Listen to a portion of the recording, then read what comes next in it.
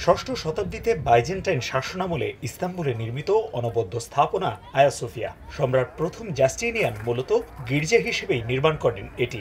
এরপর মূল নকশা ঠিক রেখে স্থাপনাটিতে নানা পরিবর্তন ও পরিবর্ধন আনেন অন্যান্য বাইজেন্টাইন শাসকরা। রোমান থেকে শুরু করে অটোমানদের হাতে আসার আগ পর্যন্ত চলে নানা পরিবর্তন। তবে 1453 সালে অটোমান সুলতান দ্বিতীয় মেহমেদ এটিকে মসজিদে রূপ দেন। 1930 সালে আধুনিক তুরস্ক এটিকে জাদুঘর হিসেবে ঘোষণা করার আগ পর্যন্ত মসজিদ হিসেবেই ব্যবহৃত হতো আয়া সোফিয়া।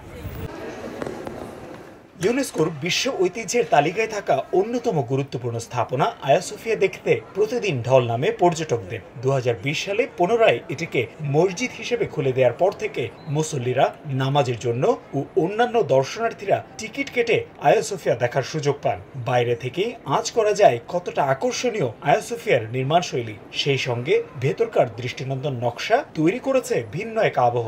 আয়া সোফিয়ার আলোকসজ্জায়ও চোখ জোড়াবে যে কারোর।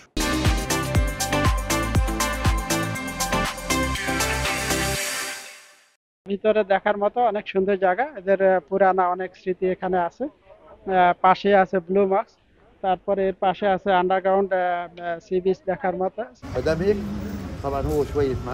ইস্তাম্বুলে আয়া সোফিয়ার স্থাপত্যশৈলী দেখে মুগ্ধ হবেন না এমন পর্যটক পাওয়া যায় না। তবে মুসলিমদের জন্য এটি প্রার্থনার জায়গা হলেও বিশ্বের বিভিন্ন স্থানের পর্যটকদের জন্য এটি একটি গুরুত্বপূর্ণ পর্যটন স্পট।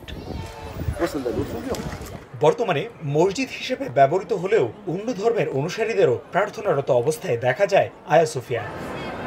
ইস্তাম্বুল আসলেই পর্যটকরা সবার আগে যে স্থাপনাটিতে ঘুরতে আসেন সেটি আয়া সোফিয়া।